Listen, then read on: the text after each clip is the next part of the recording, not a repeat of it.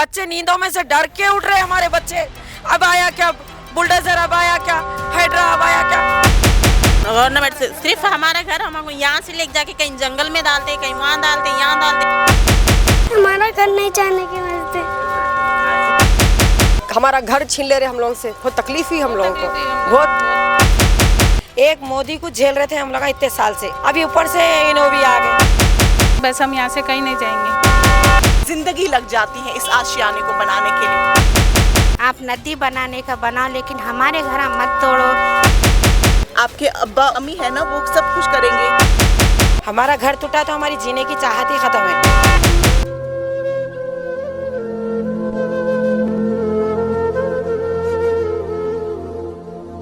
आदाब नाजरीन, जिस तरह से आप इस बात से बखूबी वाकिफ हैं कि एमपी और यूपी के बाद अब बुलडोजर बाबा जो है वो हैदराबाद पहुंच चुका है। और हैदराबाद में जो ये इलाका है बहादुरपुर है, यहाँ पर मूसा नदी प्रोजेक्ट के तहत इन घरों को मुद्दम करने की कोशिश की जा रही है। जो घर आप मेरे पीछे देख रहे हैं, इससे आपको खूब अंदाजा हो रहा होगा कि ये घर कितने ज़्यादा पुराने हैं। इन लोगों का कहना है, यहाँ के मुकामी लोगों का कहना है कि ये घर हमें यहाँ पे कम से कम 50 साल पुराने हैं और 50 सालों से इन्होंने अपनी जिंदगी यहाँ पे सरफ की। उनका ये भी कहना है कि हमने पूरी जिंदगी में मशक्कत करके अपने ये जो 2 गज की जमीन है इस पे अपना आशियाना तामीर किया, लेकिन अब इतने सालों के बाद ये आशियाना तोड़ने की बात की जा रही है। हालांकि इन्हें अभी नोटिस पीरियड मिला हुआ है कि कुछ वक्फे के बाद इनके मकानात को मुनहदम किया जाएगा। लेकिन बात यहाँ पर मुनहदम की नहीं है, बात यहाँ पे उन एहसासात और जज्बात की है जो इन लोगों के अपने तामीरात के साथ जुड़ी हुई है। और ख़ास तौर पर इनका ये भी कहना है कि हमने अपने जवानी में हमने ये मकानात तामीर किए, अब जब ज़िंदगी के आखिरी अयाम में पहुंच चुके हैं और आखिरी अयाम में हमें यहाँ पे बदनसीबी, बेबसी और बेलाचारी महसूस हो रही है। हालांकि हुकूमत तेलंगाना ने इन लोगों के साथ ये भी वादा किया है कि इन घरों के बजाय इन्हें कुछ और घर दिए जाएंगे, उनको शिफ्ट किया जाएगा। लेकिन इन लोगों का कहना है कि हमारी पूरी ज़िंदगी यहाँ पे सरफ हो चुकी है, हमारा सुकून, हमारी जिंदगी के जज्बात यहाँ पे जुड़े हैं, हम कहीं और जाने के काबिल नहीं है। लेकिन आज यहाँ इन लोगों के साथ इनके जब हमने जज्बात जानने की कोशिश की तो मालूम हुआ कि ये लोग कह रहे हैं कि हमारे जो बच्चे तालीम ज़ैर तालीम है अभी यहाँ के स्कूल्स पर या अपने बिजनेस कारोबार से मुंसलिक है, उनके कारोबार उनकी ज़िंदगी के तमाम हिस्सों पे काफ़ी मैं तो यूँ कहूँगी कि नेगेटिव इफ़ेक्ट्स पड़ने वाले हैं। यहाँ पर आज हम इन लोगों से बातचीत करेंगे जो इस प्रोजेक्ट के तहत आ रहे हैं, उनसे रूबरू हो जाएंगे, उनके ख्यालात, उनके जज्बात और उनकी अक्कासी करने की कोशिश करेंगे कि आखिर क्यों इनके साथ इस तरह के खिलवाड़ इनके जज्बातों के साथ किया जा रहा है। ये घर मेरा 32 साल पुराना घर है, कोई 15 साल, कोई 20 साल, कोई 18 साल, कोई 17 साल। यहाँ पर बस्ती आबाद हो गई, लाइट के, नल के, खंबे, हर चीज़ की सहूलत दी है। अब हम जो गरीब लोग हैं पूरी ज़िंदगी मेहनत करें हम लोग, अब हमारे राहत के दिन अब आए ना बोल के बोले तक हमारे को जो सो घरा खाली करना पड़ता है। यहाँ पे ये मुसीलीवर प्रोजेक्ट है क्या, एक हुकूमत को क्या प्रोजेक्ट प्यारा है क्या, क्या हुकूमत को लिए आवाम प्यारी है, ये पूछना चाह रहे। हमारा घर टूटा तो हमारी जीने की चाहत ही ख़त्म है। अब हमको ये बोल रहे हैं कि तुमको दुगना पैसा दिलाएंगे, 3 हिस्से पैसा दिलाएंगे।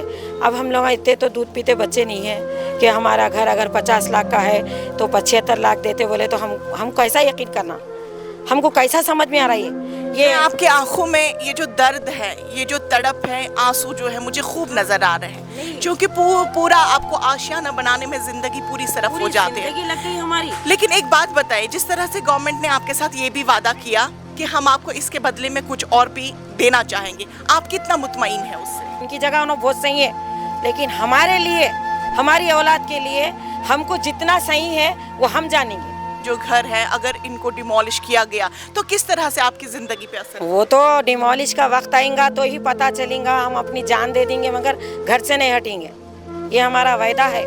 क्योंकि हम नई जगह जाके हम बस नहीं सकते। अब इन लोग नई हुकूमत आके नए काम करेंगे वो तो कैसा होता। एक मोदी को झेल रहे थे हम लोग इतने साल से, हाँ, अभी ऊपर से इन्हों भी आ गए तो हम कैसा झेलना जी, हम नहीं झेल सकते।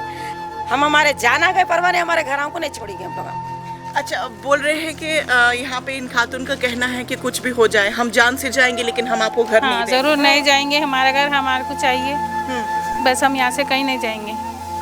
तो आपको पहले नोटिस की दिया गया? नहीं दिए नोटिस, कुछ नहीं दिए, नहीं दिए। ये बताया कि यहाँ पे आपके साथ कुछ लीडर आए जिन्होंने बातचीत की इस ताल्लुक से?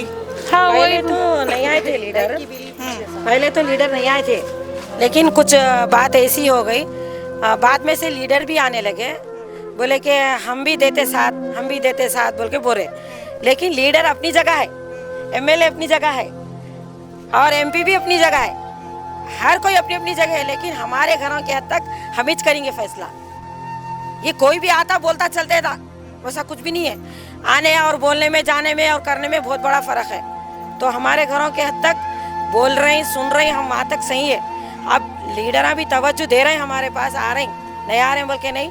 आपने जब ये खबर सुनी कि हमारे घर यहाँ पे मुनहदम किए जा रहे हैं तो कैसी फीलिंग थी आपकी? बहुत डर गए थे हम लोग, बहुत हम लोगों को ऐसा दिखा के हमारा घर छीन ले रहे हम लोगों से। बहुत तकलीफ हुई हम लोगों को, बहुत बनाने और ख़रीदने में बहुत कैसा लिए ख़रीदे, कैसा दिल तकलीफ से लिए, मेहनत कर रहे, हमारे पापा लिए, हम लोग लिए, कैसा लिए, हमारे दिल को मालूम है क्या तकलीफ से लिए, खाना नहीं खा के कुछ भी करके अपने ख्वाहिशों को मार लिए, हर चीज़ को दबा लिए।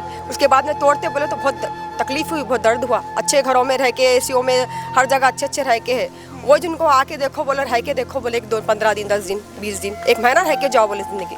और यहाँ पर क्या है, स्कूल है, कॉलेज है, हमारे रिश्तेदार पूरे यहीं हैं। आप बोल रहे हैं कि कहीं दूर देते, घर ज़मीन देते, 30 लाख रुपए देते, कुछ बोल के सुनने में आ रहा, लेकिन हमको कुछ नहीं चाहिए, बस हमारा टीनों का घर है, हमको वही अच्छा है। देते नहीं बोल रही, छोटे छोटे बच्चे हैं हमारे शोहर का काम यहाँ पे है, कारोबार, बच्चों की पढ़ाई यहाँ पे है। हम छोटा से बड़े यहाँ तक हुए, यहाँ तक अब हमारे घर लूटने बैठे हुए हैं, तोड़ने बैठे हैं। किस वजह? हमारा घर हम किसी के पास नहीं जा रहे, हमारा घर होना बोल, हमारे दर्द है बोल, किसके पास जाके बोल रहे हमारा घर हमको होना, कोई हमारी मदद नहीं कर रहे। अब हमारा घर तो हमको होना, किस साल में हमारा घर हमको होना। हम मैं आपके जज्बात को पूरा समझ रही हूँ और आपके आंसू जो है वो खूब अंदाज़ा हो रहा है। आशियाना टूटना कुछ ये कोई मामूली चीज़ नहीं होते हैं, ज़िंदगी लग जाती है इस आशियाने को बनाने के लिए, लेकिन जब एक बार ये छिन जाती है तो पूरी ज़िंदगी इंसान ख़त्म करने पे आ जाता है। तो ऐसे में आपकी क्या अपील रहेगी गवर्नमेंट से? गवर्नमेंट से सिर्फ हमारा घर हमको यहाँ से ले जाके कहीं जंगल में डालते, कहीं वहाँ डालते, यहाँ डालते। हम लोगों को ऐसा, हम लोग जम गए, हमारे जो है हमारे बच्चों की स्कूल यहाँ है, पढ़ाया यहाँ है बच्चों के, हमारे शोहर के कारोबार यहाँ पे है। हम जाके जंगल में रहेंगे तो हमारा क्या होगा हम लोगों का? हमारे को घर यही छोड़ना है, हमारी जगह में हमारा घर हमको होना है। सब बोलते कि हम दुआ करते हैं, वो करते हैं बोल के बोलते हैं, और कल जब कुछ वक्त आया तो कुछ भी नहीं करते, वोट डालते, खुद कुछ भी बोलते, हाँ हम मदद करते बोलते, फिर बाद में कोई भटक के भी नहीं देखता हमको, कैसे रह रहे, क्या खा रहे, कुछ कर रहे, कुछ भी हमको तो नहीं देखते कोई भी। जो बोले वैसे हमारा घर हमको चाहिए। आप क्या चाह रहे हैं? आपकी क्या गवर्नमेंट से गुजारिश रहेगी? हमारा घर हमको चाहिए, अब कुछ भी नहीं, हमारे से हमको ये हटा नहीं सकते, हम मरेंगे मगर हम घर नहीं देंगे। 40 साल से है, हम लोग जब्त करे नहीं, झोपड़ियाँ डाल के नहीं रहे, हम लोग खरीदे, नल का बिल, लाइट का बिल, घर का टैक्स, हर चीज से बने से, रजिस्ट्री से, फिर भी हमारा घर निकालने बैठे हुए हैं सब मिलकर। आज बच्चे घबरा रहे, बच्चे नींदों में से डर के उठ रहे हमारे बच्चे। अब आया क्या बुलडोजर, अब आया क्या हाइड्रा, अब आया क्या? ये मासूम बच्चे बोलना क्या बोलो? जब ये मासूम बच्चों के दिमागों में पढ़ाई बसना चाहिए, पढ़ाई आना चाहिए उनके दिमागों में, उनके स्कूल की पढ़ाई रहना। आज क्या हो रहा? हाइड्रा ये छोरा बच्चों के दिमागों में, तो ये नहीं रहना चाहिए। बच्चों के लिए बहुत बड़ा फर्क पड़ता। हमारे बच्चों को हम कहाँ लेके जाएंगे? हमारी ज़िंदगी पूरी यहाँ गुजरी तो हम हमारे बच्चों की भी यहीं गुजारेंगे ना। हमारे को सोच के मेरे दिमाग में दर्द हो रहा, परेशान हो जा रही मैं, दवाएं छूट रही नहीं मेरे, दवाएं नहीं छूट रहे मेरे। आखिर ये सोच क्या कर रहे हैं रेवंत रेड्डी साहब हमारे लिए? क्या तो भी कर रही, कुछ गरीबों का अच्छा सोचो बेटे, आप नदी बनाने का बनाओ, लेकिन हमारे घर मत तोड़ो। घर के बेसहारा हो जा रहे हम, समझे हम, घर हमारे कौन देगा? पैसा जमा करे तो घर बना बेटे, अब हम घर बना सकते भी नहीं। मेरे पास 4 फैमिली रहते, 2 भवा 2 बेटियाँ, कहाँ लेके जाऊँगी मैं लोगों को? बोलो बेटे, पूरा घर परेशान है। आज हमारे दिमाग में दर उधर हले तो हमारा दिमाग हल जा रहा दर्द से। मेरे बच्चे सुने, बस आपका शुक्रिया बाबा, घर हमारा नको तोड़ो। घर जा रहा बोले तो क्या मुसीबतों से नहीं बनाए हम लोग का घर। छोटे छोटे बच्चे हैं, 3 फैमिली हमारे घर की है, हमारे भवा बेटे बच्चे हर कोई है। अब ये बच्चों को ये करके तोड़ दिए तो हम लोग का कहाँ जाना माँ? हमारे घर को तोड़ना नहीं बोलना, जरा बोलो सबको। हम बहुत परेशान है, हमारे से नहीं रह सक रहे, हमारी तबीयत खराब हो जा रहा है, सोच सोच के दिमाग खराब हो जा रहा, किसी को हार्ट आ जा रहा है, या क्या करेंगे बोलो आप। ये आया क्या बोलते हैं, सितंबर में इनका टैक्स आया घर का, 1 साल का 7,000 रुपये टैक्स लिए। ये क्या है, फिर टैक्स भी ले रहे, बिल भी ले रहे, फिर घर के दूसरे दिन या तीसरे दिन नोटिस आया हमको टैक्स लेके। नाज़रीन, यहाँ पे सबसे बड़ी बात जो निकल कर आ रही है वो ये आ रही है कि ये लोग अपने घरों के टैक्स भी भर रहे हैं, बिजली बिल्स भी भर रहे हैं, वाटर बिल्स भी भर रहे हैं, तमाम चीज़ें ये लोग भर रहे हैं, लेकिन उसके बावजूद भी ये कह रहे हैं कि आज तक गवर्नमेंट क्यों खामोश थी, उनकी आंखों पे पट्टी क्यों थी, आज तक वो जागे हुए क्यों नहीं थे। हमारे ये जो घर है वो 50 साल से जायद है और इन 50 साल में हमने तमाम तरह के टैक्सेस अदा किए हुए हैं, और टैक्सेस अदा करने के बाद भी अगर 50 साल के बाद हमें मुनहदिम करने की बात की जा रही है तो ये इन लोगों के लिए नाइंसाफी है। इन लोगों का कहना, इन खवातीन का कहना है कि हमारी यहाँ पे पूरी जिंदगी बसर हो चुकी है, हमारे परिवार यहाँ पे काम कर रहे हैं, लेकिन हम अब इस आराम आखिरी अयाम में हम कहाँ पे गुजर बसर करेंगे। हमारे तमाम जज्बात, एहसासात इस जगह से जुड़े हुए, इन तामीरात के साथ जुड़े हुए हैं, लेकिन अब जिंदगी के आखिरी अयाम में आखिर ये लोग कहाँ पे बसेरा करेंगे। ये उनका मुतालबा है कि अब गवर्नमेंट से ये लोग अपील ये कर रहे हैं कि इस प्रोजेक्ट के जितने भी ये चीज़ें आ रहे हैं उनको खारिज किया जाए, ताकि ये अपनी ज़िंदगी को यहाँ पर सुकून के साथ बसर कर सके। क्योंकि एक मासूम बच्ची के जहन पर किस तरह का दबाव पड़ेगा इन सब चीज़ों से, वो हम इनसे जानने की कोशिश करेंगे। बेटा, क्या नाम है आपका? अदीबा महनाज। क्या आपका घर भी इस प्रोजेक्ट में आ रहा है? यस। क्या आप कहना चाह रहे हो, क्या क्या चीज़ें आप फील कर रही हो? हमारे स्कूल है, ट्यूशन से रब्बी है और कुछ। और आपको अपने घर के साथ कितना प्यार है? बहुत प्यार है। हाँ, जब आपने ये न्यूज़ सुनी कि ऐसा आपका घर यहाँ पे तोड़ा जा रहा है तो आपको क्या फील हुआ उस टाइम पे? बहुत फील हुआ। बहुत फील हुआ। आपकी आंखों में आंसू क्यों आ रहे हैं? आपके अब्बा अम्मी है ना, वो सब कुछ करेंगे, तो आप क्यों इतना आंसू क्यों आ रहे हैं आंखों में? हमारा घर नहीं जाने की वजह से। तो क्या कहना चाह रही हैं आप? बोलो हमारे स्कूल है, हाँ। ट्यूशन है हमारे, मत तोड़ो ऐसा घर बोल के बोलो। बोलो हमारी इज्जत से हमारे घरों को मत हाथ लगाओ। ऐसा नहीं रोते हैं, हिम्मत रखते हैं, आराम से। हम आपके पास यहाँ पे आ जाए हैं आपकी बात रखने के लिए, आपकी आवाज़ रखने के लिए। अल्लाह ने चाहा तो कुछ भी नहीं होगा, ठीक है? आपको हाँ, और आप छोटी बच्ची, आपको इतना घबराने की ज़रूरत नहीं है। बस आप एक बात बताओ, रातों में नहीं सो रहे। आप एक बात बताओ, आप एक बात हमें बताओ कि आप क्या चाह रही है, गवर्नमेंट को क्या आप अपील करना चाह रही है? हमारा घर हमको होना। थोड़ा आवाज में बोलो। हमारा घर हमको होना और कुछ भी नहीं। और कुछ भी नहीं। तो अगर आप मान लो कि अगर आपको कहीं अच्छी जगह पे शिफ्ट किया जाए, आप जाना चाहोगी? नहीं जाना चाहोगी? आपके स्कूल्स वगैरह जो है वो कहाँ पर है? सब यहाँ पर ही है। तो आप ट्यूशन्स वगैरह कहाँ पे जाती हैं? ट्यूशन्स क्या नाम है आपका? अदीबा महनाज। कौन सी क्लास में पढ़ते हैं? 4th। तो नाज़रीन, आपको इस बात से अंदाज़ा हुआ ही होगा कि ये मासूम बच्ची के जहन पर क्या चीज़ें सवार हैं। ये हमारे कौम का मुस्तकबिल है, और जब इसी कौम के मुस्तकबिल के जहन पर इस तरह का दबाव पड़ जाता है तो बताइए कि क्या किस तरह की कौम की मयार को आप देख रहे होंगे। इनकी आंखों से खूब ही अंदाज़ा लग रहा होगा कि आज ये बच्ची जो रो रही है, किस तरह के जज्बात और एहसासात इनके दिल में वसवसे पैदा हुए हैं, और ये जहनी दबाव जो है वो आने वाली नस्ल पर ज़रूर पड़ेगा अगर ये इनके घरों को मुनहदिम किया गया, अगर इस प्रोजेक्ट के तहत इन घरों को मुनहदिम किया गया। तो मैं यूँ कहूँगी, जिस तरह से मैंने यहाँ पे लोगों से बातचीत की, इनके जज्बात सुने, तो उससे मुझे खूब अंदाज़ा हो रहा है कि शायद ये अपनी ज़िंदगी के आखिरी अयाम में फिर सुकून की तलाश में भटकते रहेंगे।